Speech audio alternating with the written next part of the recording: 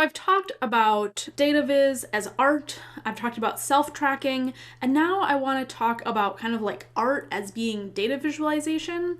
And one of the ways that I think about this is through handmade visualization.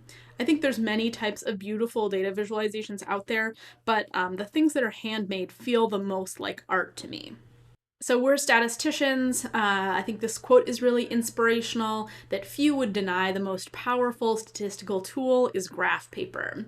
So it's important to have some paper so you can do some handmade visualizations. John Tukey would agree with this. This is from Exploratory Data Analysis, where he's explaining the kinds of tools that you might need. And he's got all kinds of ideas about like tracing paper, like that's going to be really important because you want to be able to copy things, you want to be able to trace. You're going to need graph paper, you're going to need transparent plastic for overhead projectors and markers, and you need to keep your fingers off the plastic. He's got a lot of specific ideas about that. This is another thought about tools from a book on architectural graphics, different kinds of pencils you might need, different kinds of tools, triangles, how you should be preparing yourself to do these kinds of handmade visualizations.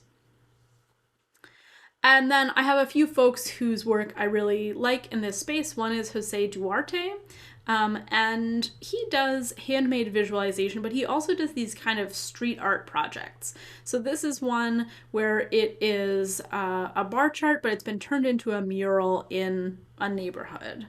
And he also really emphasizes the importance of creating visualizations yourself. He has this handmade visuals kit where you can get a bunch of markers and string, and he's really into balloons. I've seen him speak, and he will give out balloons, and you blow up different balloons to hold up to mean different things. When I saw him speak, I also was able to do a workshop with him, and this was the kind of physical or like handmade visualization that my group created.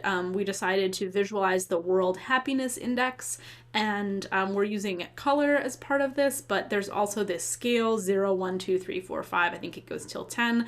And we turned a set of stairs, a staircase, into this data visualization. And again, we're trying to visualize the data of the happiness index. There's a few different countries that are marked on the stairs there, but it's kind of on the verge of being art. Another person I love in this space is Mona Chalabi. Mona is a data journalist and a data artist, I would say. She used to have a data advice column, and this screenshot from the video is one of the questions that someone wrote into her when she had this advice column. They were wondering if they were peeing too much, and so they were asking, how much pee is a lot of pee? And again, if we were in class together, I would show you a snippet from this video, but I don't think I can do that. I do have it linked on the playlist, and I would recommend watching her talk about this particular part of it. So she had this data advice column. She's a data journalist. She just did a really impressive project for the New York Times. But I think one of the things that I find the most charming about her is she has a really great Instagram. So here's a post from her Instagram. This one's getting a little old now, but it is about candy. And it's a bar chart, but it is a candy bar chart. So she's using candy to create the bars to show you how much candy was sold on different holidays. And I agree with some of the folks who are in the comments, like I would have expected more for Halloween. Yeah, I would never have expected this these sort of heights of the bars until I saw this visualization. I think it's really approachable and really fun to look at. She's also, again, she did this advice column. She's really into things that have to do with like bodily functions. So some of her visualizations are kind of gross. This one is about flu viruses, and she's hand-drawn the visualization, and it's about the snot coming out of people's noses. And she has a number of these. So if you're into handmade visualization, I really recommend following her on Instagram. She's got some really cool stuff. And then I'm having you read some selections from Dear Data. So this is by Giorgia Lupi and Stefanie Posavec. And this is a book that describes an experience that they went through over the course of a year. They were living in 2 different continents. I think one of them was in New York and one was in London. And they were essentially strangers. I think they'd met a few times, but they didn't know each other very well. And the way that they decided to become closer friends is by writing postcards to one another. And so every week they chose a topic. So I think I've got here the first week, the week of clocks. So they decided to collect data about themselves. So now we're kind of coming back to like Nicholas Felton's self-tracking. So they're tracking their own data, but then they're not making a computer-aided data visualization. They're doing hand-drawn data visualizations. And they're coming up with these really creative ways to encode their data. The sort of main side of the postcard is the visualization, and then on the side that you usually write your note, they've got the legend. So then you can read more about that visualization. Here's another week. This was the week of laughter. And again, you can just see the 2 of them have really different visual styles. They've chosen to encode the data really differently and maybe even record the data differently. So they just took the theme and then they each thought of how they wanted to quantify that. I found this book also very charming and kind of funny. In times it's almost like a comic. So Stefanie is saying on Sunday evening before bed to her husband, "Surprise! I've been tracking when you've inspired feelings of love or annoyance in me this week. Can I use this data?" And her husband's like, "Oh, okay." And Stefanie says, "You did well. You only inspired feelings of annoyance around a quarter of the time." And he's just like, I don't know.